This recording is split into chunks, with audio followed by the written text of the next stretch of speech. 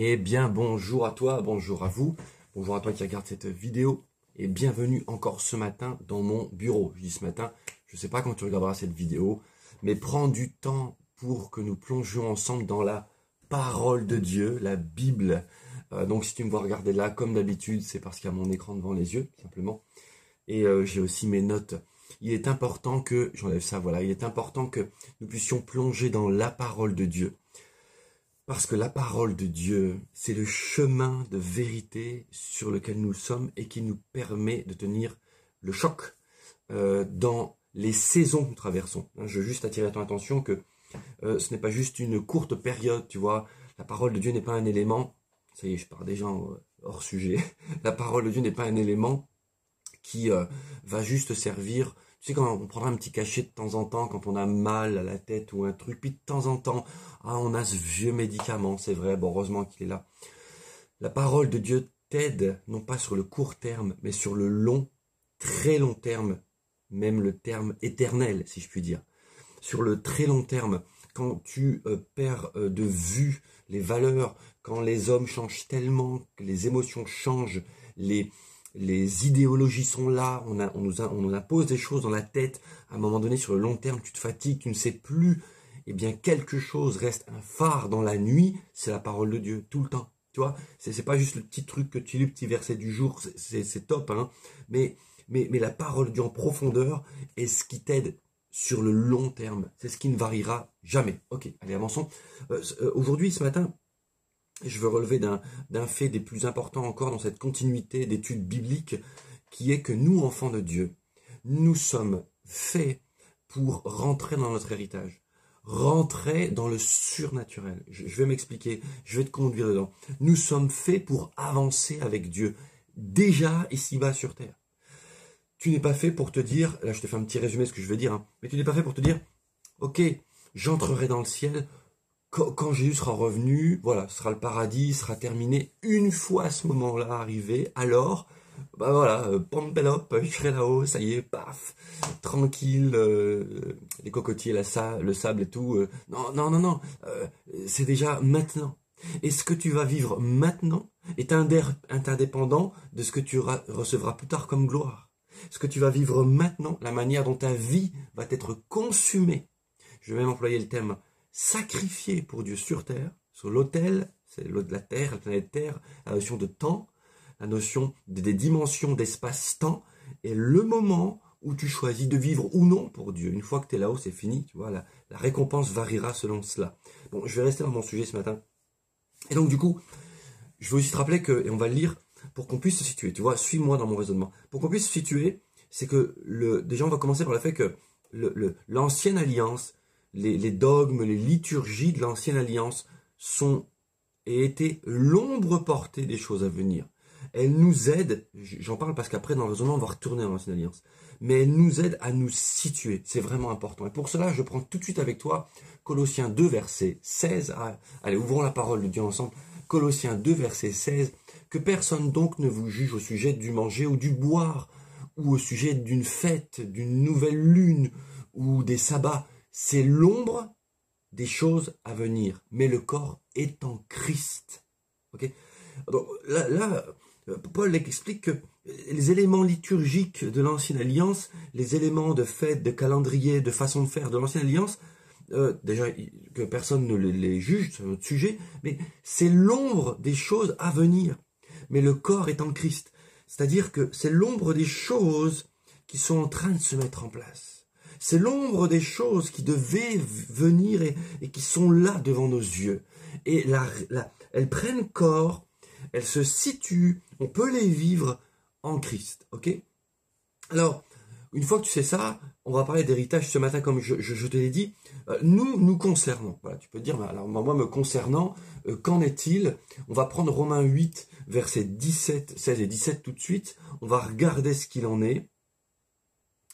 Romains 8, verset 16. L'Esprit lui-même rend témoignage à notre esprit. Donc ce matin, alors qu'on fait cette étude ensemble, tu peux te dire, Saint-Esprit, tu peux faire cette prière, Saint-Esprit, je t'en prie, viens attester à mon esprit ce que ta parole dit, ce qu'on va lire maintenant, ce que ta parole dit. L'Esprit lui-même rend témoignage à notre esprit que nous sommes enfant de Dieu. Écoute, tu es enfant de Dieu. C'est-à-dire que, on va le lire, hein, tu fais partie de son peuple. Nous faisons partie de son peuple. Et en conséquence de quoi, nous avons un héritage. La question que je pose ce matin, c'est est-ce que tu rentres dans cet héritage seulement une fois que tu es décédé, ou est-ce que tu y rentres déjà maintenant? C'est là la question. C'est la seule question de cette étude de ce matin. Okay? Nous sommes enfants de Dieu. Or, 17, si nous sommes enfants, nous sommes aussi héritiers. Héritiers de Dieu et co-héritiers de Christ. Si toutefois, nous souffrons avec lui, afin d'être glorifiés avec lui. Ok? Ça, c'est important. Bon. Héritier et co-héritier. Héritier de Dieu et co-héritier de Christ. Tu peux me dire, mais oui, mais Sam, on entre dans le testament, l'héritage, hein, qui dit héritage, testament. On entre dans l'héritage de quelqu'un une fois qu'on a ouvert le testament. Et il faut que la personne soit décédée. Bon, ben, tu vois ce que je viens de dire? On entre dans le Nouveau Testament une fois que la personne est décédée. Notre Jésus est décédé, il est ressuscité, il est mort, il est ressuscité. Et le Nouveau Testament a déjà pris place. Donc déjà, tu entrevois la réponse. Est-ce que tu peux rentrer dans ton héritage seulement quand tu es au paradis, donc toi aussi décédé, ou déjà maintenant? Tu entrevois la réponse qui commence par un O et non pas par un N. Ok? Donc on avance et on continue. Donc la question c'est, est-ce que nous sommes son peuple? Lisons ensemble le passage de 1 Pierre 2, verset 8. 1 Pierre 2, verset 8 que je mets toujours le passage ici en dessous, donc voilà, tu le verras apparaître, pour que tu puisses lire à l'écran aussi et avancer dans cette étude ce matin. Ok. 1 Pierre 2, verset 8, une pierre d'achoppement. Bref, je reprends la lecture. Et un rocher de scandale. Et il s'y heurte. On va commencer au verset 9. 1 Pierre 2, verset 9, parce que le verset 8 est attenant aux lignes du dessus. Vous, au contraire, vous êtes une race élue, un sacerdoce royal. Il parle de nous tous, ceux qui avons suivi Christ, hein, une nation sainte, un peuple acquis, afin que vous annonciez les vertus de celui qui vous a appelé des ténèbres à son admirable lumière. Là, tu peux te demander, est-ce qu'il s'agit de moi? Eh bien, lis la suite. Vous qui autrefois n'étiez pas un peuple, et qui maintenant êtes le peuple de Dieu, vous qui n'aviez obtenu miséricorde, qui n'aviez pas obtenu miséricorde, et qui maintenant avez obtenu miséricorde. Il s'agit bien de nous. Nous sommes donc bien une race élue, un sacerdoce royal, une nation sainte, un peuple acquis, afin que vous annonciez les vertus de celui qui vous a appelé des ténèbres à son admirable lumière. Tu es un peuple acquis, et tu vois qu'il y a une notion d'action. Je suis acquis, appelé, afin d'annoncer les vertus de celui qui m'a appelé. Tu es appelé, nous sommes appelés à être dans l'action. À être dans l'action. Parce que quand je dis appelé à faire, ça pourrait éloigner la notion d'être. Mais non, non. Nous faisons parce que nous sommes. Si tu essaies de faire avant d'être, tu vas te fatiguer. C'est du mimétisme. Mais si tu deviens, alors tu portes un fruit. Est-ce que la graine est en train de se dire, qui deviendra un arbre fruitier, est en train de se dire, il faut que je devienne un arbre, il faut que je devienne un arbre, et qu'elle fasse un effort. Mais non, c'est dans son ADN, c'est parce qu'elle est une graine de pommier qu'elle devient et qu'elle donne un pommier qui, lui, à son tour, porte du fruit. Okay? Donc, ici, nous sommes appelés à annoncer. Mais c'est parce que nous sommes devenus son peuple que nous sommes appelés à annoncer. Retiens bien cela. Est-ce que donc, tu es en train de te dire ce matin, je veux que tu déverrouilles ça dans ta tête. Est-ce que je ne pourrais entrer dans ce qu'on appelle le royaume de Dieu quand je serai seulement au paradis? C'est maintenant. Et on va y entrer dans le détail tout de suite. Éphésiens 5, qui nous rappelle, verset 8, et qui vient attester ce que nous sommes. Autrefois, vous étiez ténèbres, et maintenant vous êtes lumière dans le Seigneur. Autrefois, vous étiez ténèbres. Ici, on vient attacher il y a d'autres versions qui disent « Autrefois, vous étiez dans les ténèbres ». Mais là, vous étiez ténèbres. On vient attacher la substance à l'être. Nous faisions corps avec les ténèbres. Vous étiez, et maintenant, vous êtes lumière dans le Seigneur. Nous faisons corps avec la lumière. Tu fais corps. Écoute, 2 Corinthiens 5, verset 17. « Pour celui qui est uni en Christ, oui, toutes choses anciennes sont passées. Voici, toutes choses sont devenues nouvelles. » C'est une nouvelle créature, nous dit ce passage. Une nouvelle race. Tu es devenu une nouvelle créature. Est-ce que ton corps a changé? Pas immédiatement. Est-ce que ton âme a changé? Pas immédiatement. Est-ce que ton esprit a changé? Oui, il a été complètement recréé. Tu es une nouvelle créature. Et quand je dis que ton âme n'a pas changé immédiatement, c'est qu'il faut que l'esprit porte son fruit pour que ton âme soit impactée. C'est en autre chose, mais étudie cela. Ton âme est impactée. Lis le fruit de l'esprit et les différentes facettes, tu verras que ce sont des aspects comportementaux. Et le comportement, c'est dans l'âme. Le fruit impacte l'âme. Et ton corps, troisième point, en est au bénéfice. Tu peux donc être guéri, renouvelé, en paix. Tes cellules peuvent profiter de la tranquillité. On est dans une période où le stress est au plus haut point, une ambiance d'anxiété au plus haut point. La médecine elle-même nous dit qu'il existe un stress oxydatif, à tel point, tellement stressé que tes immunités sont ébranlées parce que tu peux générer toi-même une sorte d'inflammation. Bref, donc du coup, tu fais corps avec la lumière. Marchez comme des enfants de lumière, c'est ce qui nous est demandé, marchez comme des enfants de lumière. Continuons dans cette réalité, je veux juste te souder cette idée-là. Si, je sais pas, ça te prend quelques minutes depuis ce matin, mais ça fait des années, des mois ou des années que tu ne t'es plus rendu compte que tu fais corps avec la lumière, que tu fais corps avec Jésus. Paul dira en Romains 8 que rien ne peut nous séparer de l'amour de Dieu. Où es-tu actuellement par rapport à cette réalité? Où es-tu actuellement? Est-ce que tu vis ta vie et ça fait tellement longtemps que tu es blasé, que tu avances dans des choses blasées, que des choses dans lesquelles sur ton listing de vie, tu as coché, ça ne changera jamais, ça ne changera jamais. C'est fini, c'est cramé, ça ne changera pas. Parce que toutes ces choses, si tu les mets maintenant, ce matin, alors qu'on lit ce passage à la lumière de la parole de Dieu, tu peux revenir à cet état de pensée, à ce fait, à cet état d'esprit, je dirais même, à ce fait que tu fais corps avec la lumière et que tout est possible en Jésus. Il faut que tu reviennes à cette réalité de la parole de Dieu, que tout est possible en Jésus. Ok? Et que tu peux entrer maintenant, on va le voir, dans la réalité du royaume de Dieu. Luc 17, verset 21. Luc 17, verset 21, c'est un aspect qui nous aide à situer encore une fois notre héritage n'est-il qu'au paradis, où maintenant on vient vraiment souder cette réalité-là? Eh bien non, pas que. Luc 17, verset 20, je commence au verset 20, les pharisiens demandèrent à Jésus quand viendrait le royaume de Dieu. C'est la question qu'on se pose. Il leur répondit, le royaume de Dieu ne vient pas de manière à frapper les regards. Écoute-moi bien, écoute. Et dans ces lignes, il faut que tu y vois même l'aspect physique de la chose. Quand je dis l'aspect physique, c'est que nous sommes dans un monde qui est régi par des règles physiques auxquelles tu ne peux pas échapper. La pesanteur est une règle physique à laquelle tu ne peux pas échapper. Tu as des règles physiques. Et ici, les pharisiens demandèrent à Jésus quand viendrait le royaume de Dieu. Le quand, l'espace-temps, le temps, quand, où et quand. Il leur répondit, le royaume de Dieu ne vient pas de manière à frapper les regards, c'est-à-dire visible là, maintenant, dans l'échelle physique de l'espace-temps. Dieu n'est pas dans le temps. Dieu est dans la foi.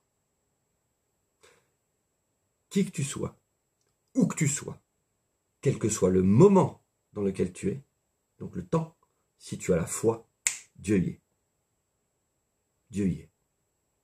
Tu peux être n'importe où, sur la planète Terre, et je dirais même dans l'univers. Si tu as la foi, n'importe quel soit le moment, Dieu y est. Alors, ce qu'il dit ici, donc ça défie l'espace-temps. Le royaume de Dieu ne vient pas de manière à frapper le regard. On ne dira point, il est ici, ou il est là. Ok? Les pharisiens demandent, quand? Jésus, quand viendra ton royaume? Il les ramène à cette réalité. On ne dira pas ici ou il est là, mais on dira, car voici, le royaume de Dieu est au milieu de vous. Jésus ramène tout à cette réalité de quel que soit l'endroit où tu es, quel que soit le lieu où tu te trouves, et quelle que soit l'époque dans laquelle ça se trouve, si tu es là, avec Jésus en toi, eh bien le royaume de Dieu est accessible maintenant, alors que tu regardes cette vidéo, là où tu es.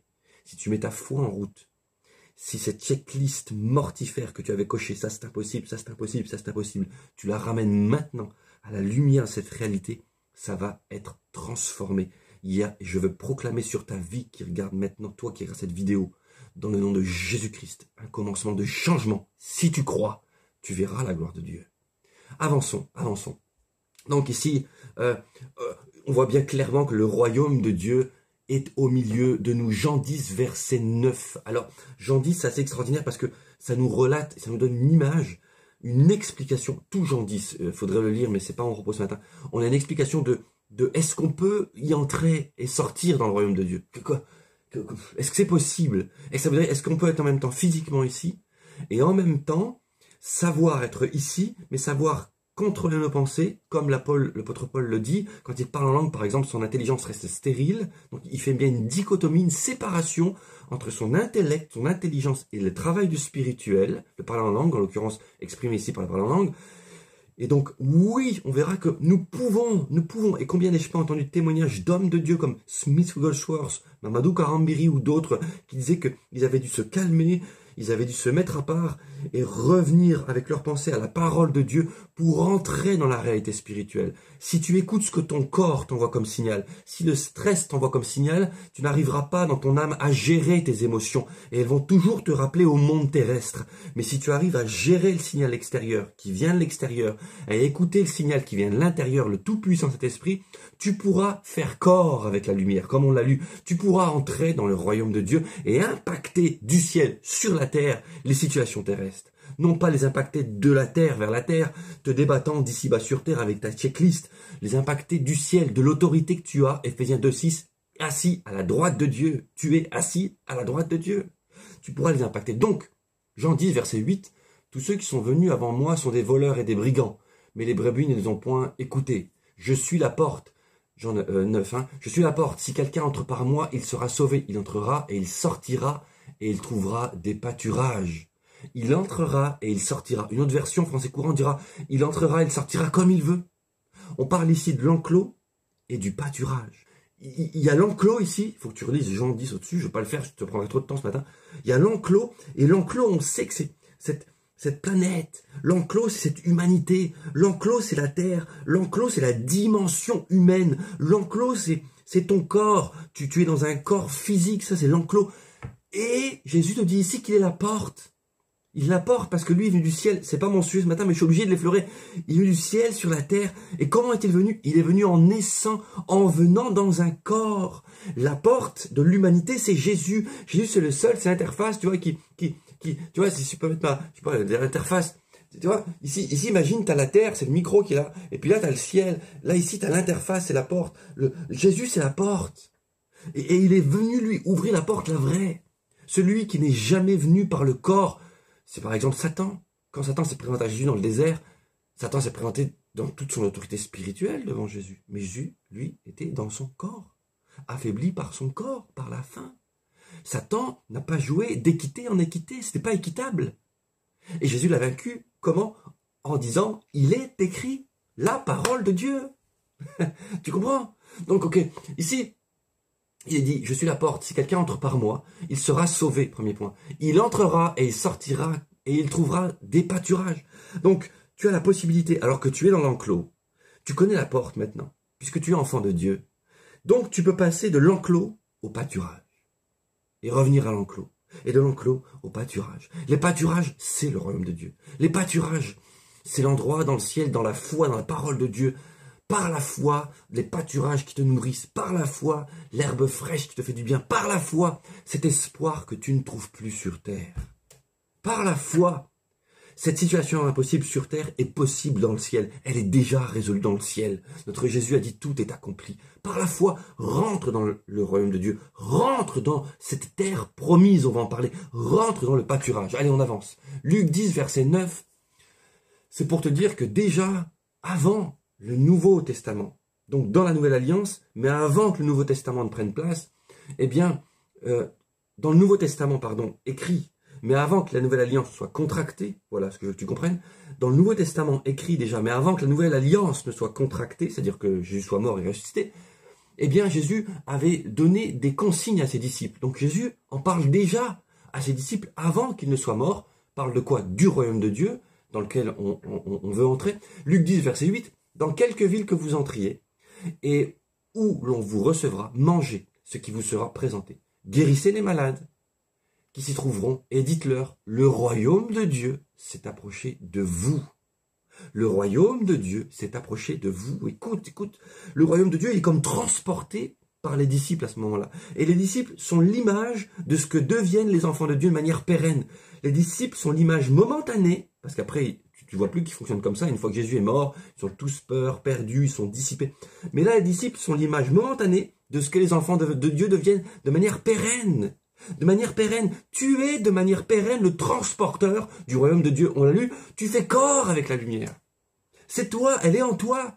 Tu es la lumière du monde. Le royaume de Dieu est en toi. Tu es appelé à le divulguer comme on l'a lu. Tu es appelé à divulguer, à transmettre le royaume de Dieu en tant que race élue, sacerdoce royal, peuple mis à part. Lisons et continuons Matthieu 4, verset 23, qui nous ramène toujours à cette réalité de ce que, alors on a vu ce que les disciples faisaient, mais Jésus, lui, Matthieu 4, verset 23, Jésus parcourait toute la Galilée, enseignant dans les synagogues, prêchant la bonne nouvelle du royaume et guérissant les malades, toutes les maladies, et toute infirmité parmi le peuple. Je relis, Jésus parcourait toute la Galilée, enseignant dans les synagogues, prêchant la bonne nouvelle du royaume et guérissant toute maladie et toute infirmité parmi le peuple, prêchant la bonne nouvelle du royaume. Le royaume de Dieu a un impact sur nos vies, la mienne, la tienne et celle des autres. C'est à qui on veut bien transmettre. C'est l'expansion du royaume de Dieu, la manifestation du royaume de Dieu commence par ces réalités-là, guérissant toute maladie et toute infirmité. Et dans toute maladie et infirmité, ne comprends pas seulement, s'il te plaît, que le côté physique. On entre dans une époque où les gens seront malades intérieurement. Ils vont être détruits dans leur âme, mais la parole de Dieu et le royaume de Dieu est assez puissant pour rentrer, scinder, séparer l'os de la moelle, nous dit la parole de Dieu, traverser l'âme et toucher les cœurs. Dans le nom de Jésus-Christ, je le proclame. Donc Jésus parlait aussi et faisait aussi et actait aussi le royaume de Dieu. Alors maintenant, lisons maintenant Acte 1, verset 3. Acte 1, verset 3, c'est dans cette continuité, on a vu que Jésus parlait du royaume de Dieu, que les disciples parlaient du royaume de Dieu aussi, et Jésus a parlé du royaume de Dieu avant sa mort et après sa mort. Regarde, en Acte 1, verset 3, ou verset 2, Acte 1, verset 2, jusqu'au jour où il fut enlevé au ciel, après avoir donné ses ordres par le Saint-Esprit aux apôtres qu'il avait choisis. Après qu'il souffert, il leur apparut vivant et leur donna plusieurs preuves, se montrant à eux pendant 40 jours. Écoute bien, se montrant à eux pendant 40 jours et parlant des choses qui concernent quoi? Le royaume de Dieu. C'est-à-dire que Jésus a parlé à ses disciples du royaume de Dieu avant sa mort. Jésus a commandé à ses disciples d'aller annoncer le royaume de Dieu avant sa mort. Et ils l'ont fait. Puis Jésus est mort. Il est ressuscité. Et quand il est revenu, il s'est présenté à ses disciples, se montrant à eux pendant 40 jours et parlant des choses qui concernent le royaume de Dieu. Pendant 40 jours. Cela te fait obligatoirement penser à quelque chose. 40 jours. On a dit, et j'ai commencé cet enseignement par Colossiens 2,16, qui expliquait que l'ancienne alliance, les dogmes et les situations de l'ancienne alliance étaient l'ombre portée des choses à venir. Pendant 40 jours, il a parlé à ses disciples du royaume de Dieu. Cela te fait penser très probablement aux 40 jours qu'ont utilisé les espions du peuple de Dieu pour aller espionner le pays promis. Le pays promis était la promesse de Dieu pour son peuple physique sur terre. Le pays promis est cette promesse, et cette promesse devait être saisie par le peuple de Dieu. Quand il fait, bien sûr, je vous mettrai le passage, ils ont été visiter le pays promis, et ils sont revenus, et sur les 12 espions, 10 sont revenus apeurés, et 2 sont revenus pleins de vigueur, en disant ne doutez pas, car ils ont déjà perdu leur ombre protectrice, ne doutez pas, nous pouvons les envahir. Josué et Caleb, les 2 pleins de vigueur, les 10 autres ont été négatifs. Voilà pourquoi Dieu a dit, puisque vous avez mis 40 jours à visiter le pays promis, mais que vous n'y êtes pas rentrés, vous allez errer pendant 40 ans dans le désert. Je te l'ai fait vraiment synthétique là, tu vois. Et ici, on lit, il apparut vivant et leur donna plusieurs preuves, se montrant à eux pendant 40 jours. C'est comme si pendant 40 jours, Jésus avait visité le royaume de Dieu avec les disciples. Il leur a parlé du royaume de Dieu. Voilà comment ça se passe, voilà ce qu'il en est, voilà quelle est la délivrance dans le royaume de Dieu, voilà quelles sont les règles du royaume de Dieu, voilà quelle est la hiérarchie de puissance du royaume de Dieu, voilà comment ça fonctionne dans le ciel, voilà quelle a été mon œuvre, voilà ce que vous êtes devenus dans le royaume de Dieu, voilà quelle place vous avez dans le royaume de Dieu, voilà que vous êtes assis à la droite de Dieu dans le royaume de Dieu, voilà comment vous pouvez agir en tant qu'enfant de Dieu dans le royaume de Dieu, voilà pourquoi vous êtes héritier et co-héritier avec moi du royaume de Dieu. 40 jours, il leur a dit ça. Pendant 40 jours, il leur a parlé de ces réalités spirituelles qui avaient été maintenant mises en place grâce à l'œuvre de la croix. Alléluia, 40 jours. Allez, on aura presque terminé maintenant cette étude qui est un peu plus longue que d'habitude. Donc du coup, 40 jours. Alors j'en finis avec toi. J'en finis pas avec toi, pardonne-moi, avec ce sujet. En Josué 14, verset 9, lisons parce que c'est la vigueur de Caleb. Et en ce jour-là, Moïse jura en disant, le pays que ton pied a foulé sera ton héritage à perpétuité pour toi et pour tes enfants, parce que tu as pleinement suivi la voie de l'Éternel mon Dieu. Maintenant, voici l'Éternel m'a fait vivre, c'est Caleb qui parle, comme il l'a dit. Il y a 45 ans que l'Éternel parlait ainsi à Moïse lorsqu'Israël marchait dans le désert. Et maintenant, voici, je suis âgé aujourd'hui de 85 ans. Je suis encore vigoureux comme au jour où Moïse m'envoya, parce que la Caleb se rappelle le temps où Moïse l'a envoyé espionner le pays d'Égypte, le pays promis, pardon. J'ai autant de force que j'en avais alors, soit pour combattre, soit pour sortir et pour entrer. Là, il réclame. Il dit, je veux entrer dans la promesse. Si vous lisez la suite, je veux entrer dans la promesse, aller chercher la terre qui m'était promise. Ça, c'est Caleb qui parle. Et il veut entrer. La question, c'est toi, est-ce que tu veux? Ou est-ce que tu te comportes plutôt comme Josué 18, verset 3 le rappelle? En Josué 18, verset 3, il est dit ceci. Josué dit aux enfants d'Israël, jusqu'à quand? Et le verbe est fort. Négligerez-vous de prendre possession du pays que l'Éternel, le Dieu de vos pères, vous a donné? Et c'est la seule question que tu dois te poser. J'ai parcouru la parole de Dieu avec toi ce matin. Tu peux réécouter cet enseignement. Fais le tien. On voit que le royaume de Dieu est maintenant au milieu de nous. On voit que tu peux y entrer et sortir par la porte. Tu peux le faire. La question c'est, est-ce que tu vas encore négliger ce point-là? Je relis. Josué dit aux enfants d'Israël, jusqu'à quand négligerez-vous de prendre possession? Et la planète Terre, quelque part, se meurt de cette négligence. Et tu sais, cette réalité, et j'en finirai avec ce passage, c'est le dernier, cette réalité fait partie de ce qui gère l'horloge de la revenue de Jésus. Je te le montre. Matthieu 24, verset 14. Verset 13. Matthieu 24, verset 13. Mais celui qui persévérera jusqu'à la fin sera sauvé. Cette bonne nouvelle du royaume sera prêchée dans le monde entier pour servir de témoignage à toutes les nations. Alors viendra la fin. Cette négligence, le fait que nous ne prêchions pas assez sur ce point. On veut des fois avoir une vision d'une église pleine de chaises remplies, de bancs remplis, mais c'est pas ça l'église. Le corps de Christ, ce sont des hommes et des femmes qui se donnent à Dieu par Jésus-Christ, qui naissent de nouveau et qui sont aidés par le discipulat à grandir dans la parole de Dieu. Et dans cette croissance, on parle de grandir, de croissance, il y a le fait que nous apprenions que nous faisons corps avec la lumière. Et que maintenant, parce que nous proclamons, regarde les autres enseignements, je t'ai parlé de la proclamation, nous pouvons proclamer et faire descendre du ciel sur terre l'impact du royaume de Dieu. La question est, vas-tu encore négliger d'entrer dans le royaume de Dieu, vivre ta vie et décider mentalement dans tes émotions de rester braqué? Bon non, c'est pas pour moi, ou vas-tu faire un effort? Oui, ça te demande un effort. Ça te demande de l'effort d'entrer dans cette réalité de vie, d'étudier la parole de Dieu, de revenir de la présence de Dieu, d'étudier les textes bibliques, de revenir à l'enseignement de la sainte parole de Dieu, impulsé par le Saint-Esprit, et d'être un de ces enfants de Dieu qui annoncent la bonne nouvelle du royaume de Dieu avec les impacts. Tu fonctionneras étape après étape. Il n'y aura peut-être pas de grands éclats au début, mais t'inquiète pas. Rien que de savoir que parce que tu as dit, prêcher la parole de Dieu, une vie est consolée, une vie est aidée, une vie est aimée, petit à petit tu verras des vies alors transformées, tu verras des corps impactés, tu verras des situations se déverrouiller. Ne sois pas pressé, mais retourne à la racine.